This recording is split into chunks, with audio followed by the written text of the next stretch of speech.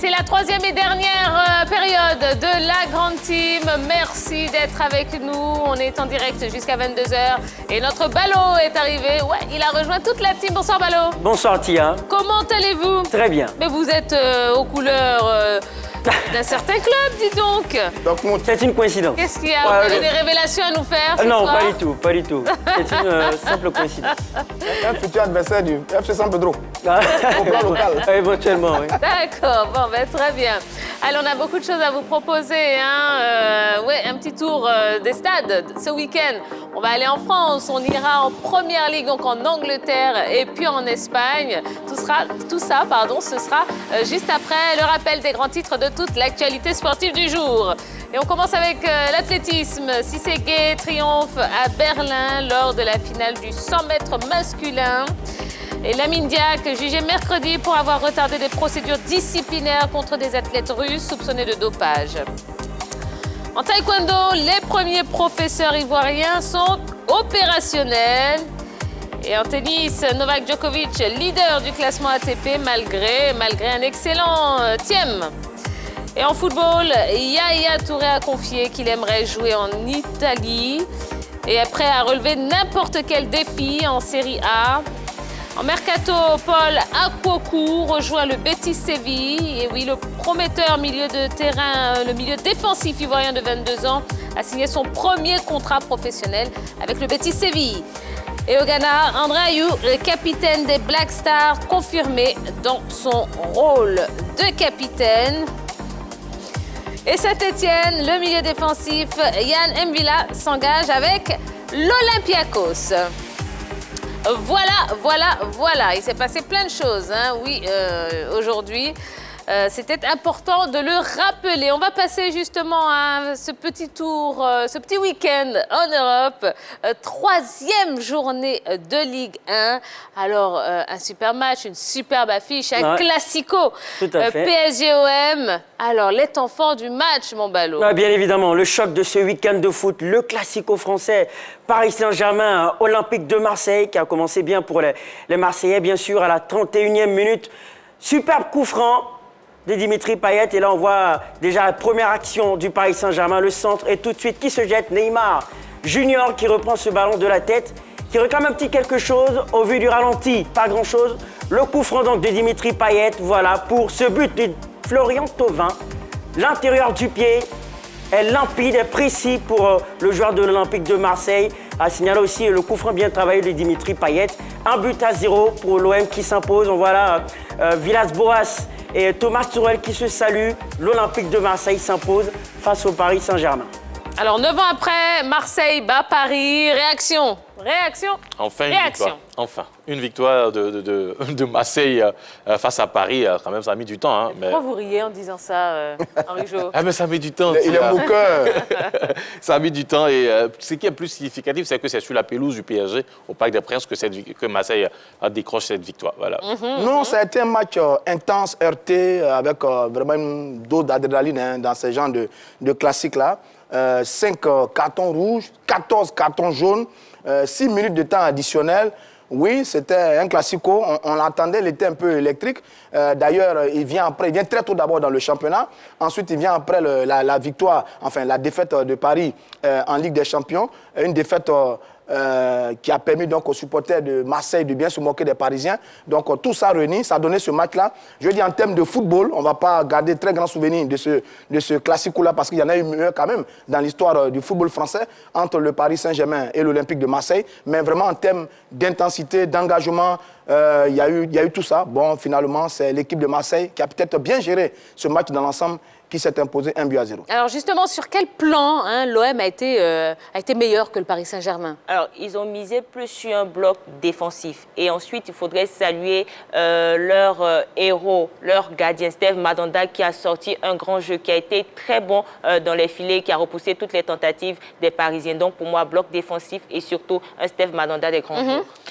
L'envie, la détermination détermination et comme le dit Yellow, un très très bon gardien, un très bon Steve Mandanda qui a enrayé toutes les actions de Paris. Voilà. Alors, Notamment 3 belles occasions qui étaient des occasions de but pour l'équipe du PSG. Il était là, Mandanda, sur de bons coups. Bien aidé en cela également par Thauvin et Dimitri Payet qui ont fait un très gros match. Le duo qui a porté cette équipe de Marseille face aux Parisiens. C'est d'ailleurs les deux qui sont acteurs sur l'unique but de la rencontre. Donc bravo donc, à ces 3 garçons-là qui, à mon avis, ont fait la différence avec le courage, le cœur, l'engagement, l'envie de gagner de cette équipe de Marseille. mais est-ce que vous ne pensez pas qu'il y a eu un peu de suffisance de la part des Parisiens? Non, pas du tout, parce que au vu de ce qu'ils ont montré dans le jeu, ils ont été dominateurs. 66% de position de balle, 11 tirs au but, c'est-à-dire qu'il y a quand même eu une domination du Paris Saint-Germain, mais il faut dire qu'il y a eu des absences qui ont peut-être pesé dans la balance. L'absence de Marquinhos en défense centrale, l'absence de Mauro Icardi qui prive le Paris Saint-Germain d'un véritable neuf, parce que la compo d'entrée, c'est un Angel Di Maria qui n'est pas un véritable neuf, qui se retrouve à la pointe de l'attaque du Paris Saint-Germain.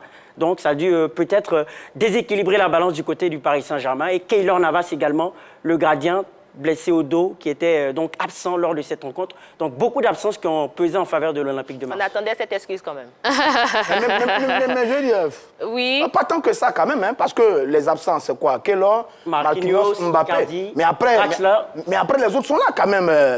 Neymar, Di Maria...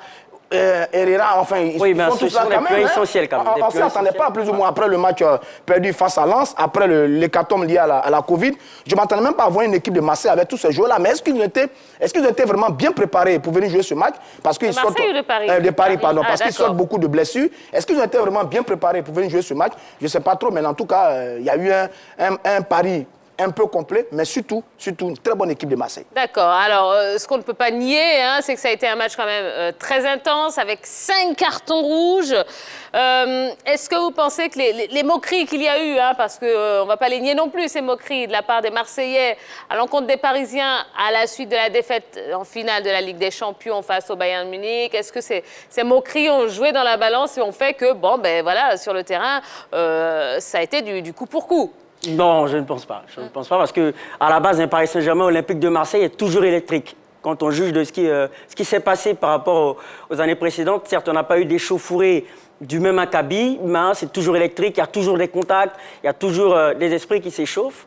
Non, c'était plus exacerbé plutôt dans ce match, puisque c'est vrai, les supporters peuvent se moquer, mais quand des joueurs s'y mettent, notamment avec le message de Dimitri Payet qui n'a pas plu aux joueurs de Paris. Donc déjà, ce match, il y avait tellement de tension et je dirais que les joueurs parisiens ont perdu par la nervosité, par, je dirais, l'impatience dans tout ce qu'ils avaient à faire. Et c'est pour cela que Marseille, mais ça se voit, regardez même la photo. Marseille là. très tôt, voilà, Neymar, oui. Paredes, même Paredes, après son entrée, était toujours sur les nerfs en train d'essayer de chercher la bagarre un peu partout. Dans tous les cas. cas. C'est un classico, mais derrière, quand même, quand vous perdez une finale de Ligue des Champions et que peut-être des joueurs, des adversaires, des probables adversaires, à se moquer de vous. C'est ça la rivalité, il n'y a aucune obligation. Absolument, c'est ça. Il n'y a pas d'obligation, mais derrière ça, je veux dire que ça a teasé un peu les tensions avant ce match. Alors, il y a également eu 2 buts refusés dans cette rencontre. C'est sur celui de Di Maria, vraiment, il y a hors-jeu. Par contre, celui de Dario Benedetto, semble logique. Vous en pensez quoi? Bien sûr, c'était logique, le but de l'Argentin, puisque avec l'assistance à arbitrage vidéo, nous avons vu que, sur la ligne, les deux, c'est plutôt les pieds, les jambes des deux joueurs étaient sur la même ligne. Donc, normalement, ce but ne devait pas être refusé pour Marseille, qui peut-être aurait gagné 2-0. Bon, la VAR a décidé, l'arbitre a décidé. Il y a toujours ce type de polémique-là. Dans ce genre de match-là, c'est vrai que quand on voit l'action, sur le but de Di Maria, on ne va pas polémiquer longtemps, mais celui-là, c'est à voir quand même. Enfin bref, on va faire confiance aux arbitres. La VAR a décidé, ils ont pris une décision, on va la respecter. Bon, et puis justement, il y a Pascal Garibian, le président des arbitres de football en France, qui a dit également que les buts n'auraient pas dû être refusés. Voilà. Et d'ailleurs, on a la preuve en image. On a la preuve avec cette image où les deux jambes des joueurs sont sur la même ligne. Donc, normalement, il ne devrait pas avoir de position de hors-jeu à ce niveau-là. Donc, le but de l'Argentin, à mon avis, était correcte. Derrière, l'arbitre a décidé autrement. D'accord. Déjà, avec Oui. le seul but, on a vu les échauffourées. J'imaginais les 2 buts. Les chaud, hein. Bon, alors, voyons maintenant hein, comment ce OM PSG a été vécu ici à Abidjan grâce à Béatrice Nicole Quadio et à notre Magat qui sont allés au QG des Marseillais. Et c'est vrai qu'on aurait voulu aller à celui des Parisiens également. Hein, question d'équité. Bon, finalement, les Parisiens ne se sont pas réunis. Donc, voilà. On a les images QG marseillais. Voilà ce que ça a donné. C'est super, ça fait du bien. Un beau match de foot, en tout cas un beau combat sportif. C'est dommage, c'est vraiment dommage, ça finit avec plusieurs cartons rouges. Mais nous on est heureux, on va fêter. Et moi j'ai plus la force de fêter avec eux pour l'instant. J'ai tellement stressé durant le match, je le vis tellement intérieurement que là je reprends un peu d'énergie. C'est une victoire au courage, on a su le faire. On les a montré que sans l'argent, il y a un bon cœur et l'étoile qui est là. Grâce à cette étoile, on a gagné.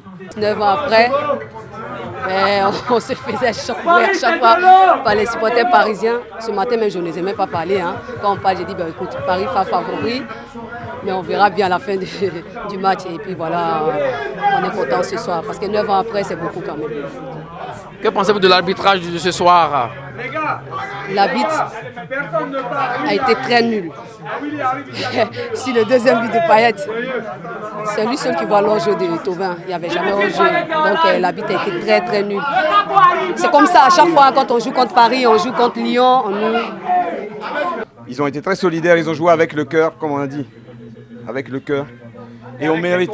Et on mérite. On mérite, après toutes ces années, après avoir été volé combien d'années par l'arbitrage, on mérite. Et même ce soir encore.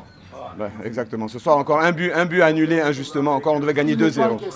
On devait gagner 2-0. Voilà. Donc, je dédie cette victoire déjà à tout mon fan club, tous les fans les plus fidèles.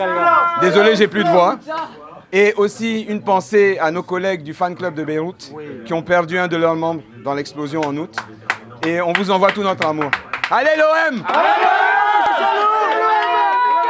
C'était chaud, hein, c'était chaud, ouais, hein, dans le QG des Marseillais.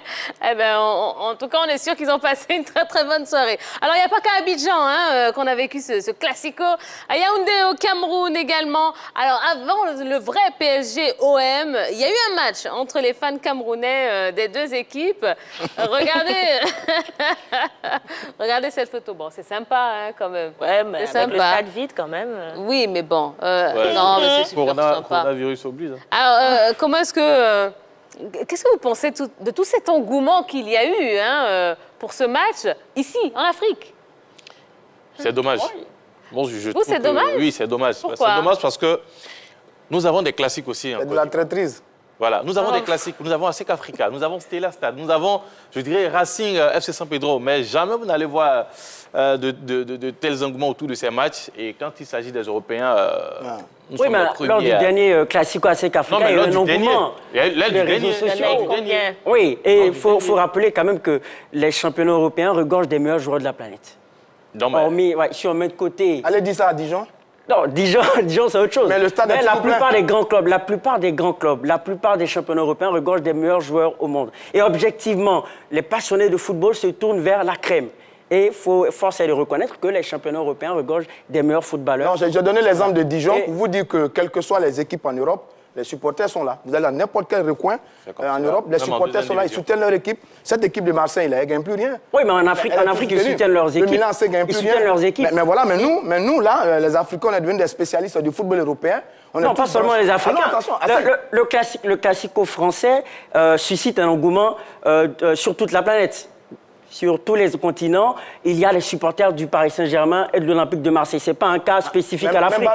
Lorsqu'il y a un classico Real Madrid-Barcelone, c'est l'ensemble des continents, c'est l'ensemble des passionnés du football dans tous les pays qui jubilent, qui montrent beaucoup de passion. Donc, ce n'est pas seulement un cas spécifiquement africain.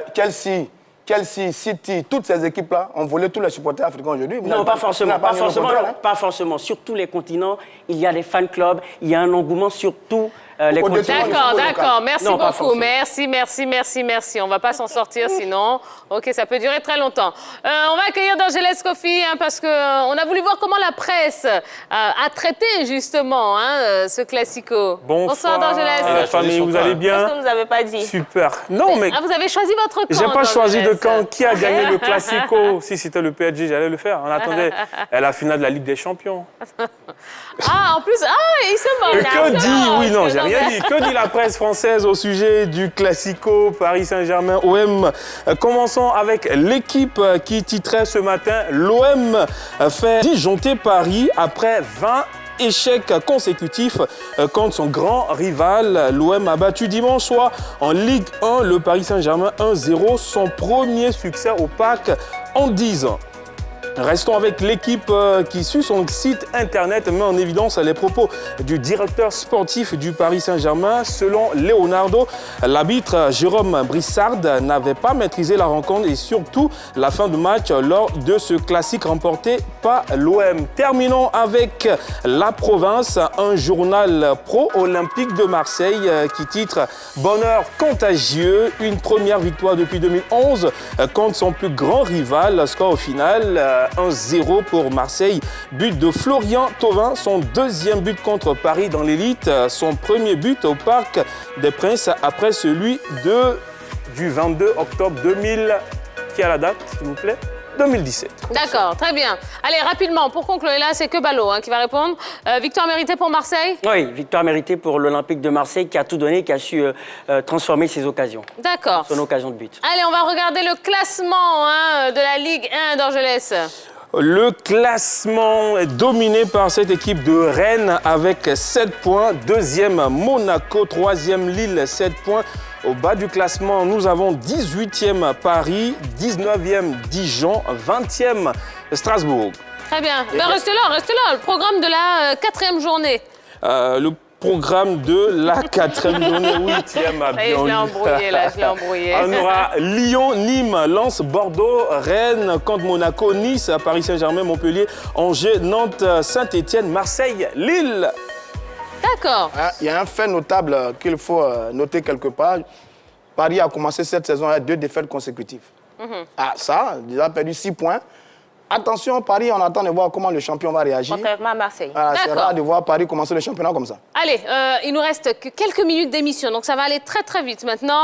Première journée de Première Ligue, quelques rencontres dont on va vous parler. Fulham face à Arsenal, Ballot. Oui, d'ailleurs, oui, une rencontre qui a été diffusée sur les antennes de la 3 ce samedi. Eh bien, ça commence rapidement avec l'ouverture du score d'Alexandre Lacazette. Pour les Gunners d'Arsenal, on voit Willian qui tente de tromper Rodak, le gardien de Fulham, et derrière Alexandre Lacazette qui a suivi. Ensuite, dans la foulée, c'est le corner bien frappé par Willian et derrière le coup de tête de Gabriel, l'ancien Lillois, qui décidément marque son premier but avec ses nouvelles couleurs. Et après, Pierre-Emerick Aubameyang, le chef-d'œuvre de la flèche gabonaise, ballon bien enroulé, ouverture du pied à la Thierry Henry. Et derrière encore, on revoit donc le premier but d'Alexandre Lacazette au ralenti. D'accord. On va voir tout de suite.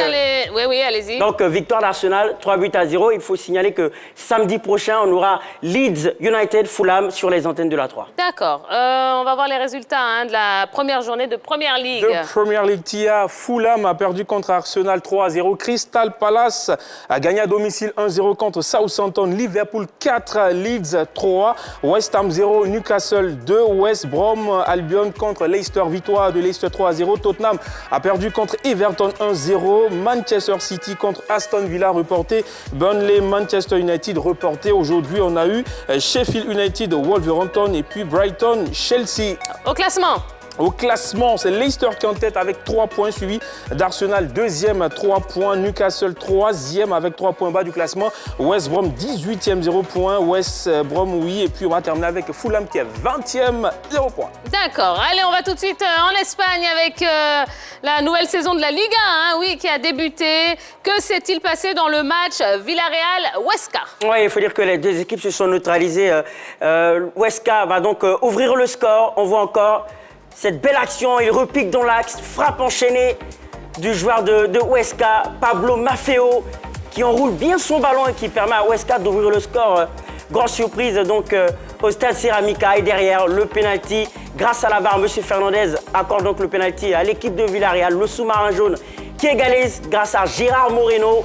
Pénalty bien tiré également, un but par contre Villarreal et Huesca. Allez, réaction. Oui, on coupe la poire en deux entre ces deux équipes-là. Deux modestes équipes. Bon, Villarreal quand même, mais bon, c'est un début de saison. On attendait de voir les Cadors, ils n'ont pas joué. Bon, on s'est contenté de ce match-là, match nul entre les deux. Ouverture du score de Huesca et puis après réalisation de Villarreal. Bon, un petit match quand même, on va dire, même si ce n'est pas ce qu'on attendait vraiment dans ce championnat d'Espagnol. D'accord. On dira que c'est un beau début pour l'équipe de Huesca qui vient de monter en première division. Donc, accrocher une équipe comme Villarreal, déjà, ça leur permet de faire un bon début et puis peut-être... De gagner en confiance. De gagner en confiance et peut-être surfer sur cette bonne dynamique qui peut-être peut aider cette équipe à se maintenir. D'accord, on va voir tous les résultats de la première journée de Liga. Tia, samedi, on a eu Eibar contre Celta Vigo, 0-0. Grenade contre Athletic Bilbao, 2-0 pour Grenade. Cadiz, 0. Osasuna, 2. Alaves contre le Betis Séville, victoire du Betis, 1-0. Valladolid, 1. Real Sociedad, 1. Villarreal, 1. Huesca, 1. Valence, 4. Levante, 2. Atlético de Madrid, Séville va se jouer. Et on aura également des matchs reportés. FC Barcelone, Elche, Real Madrid, Retafe.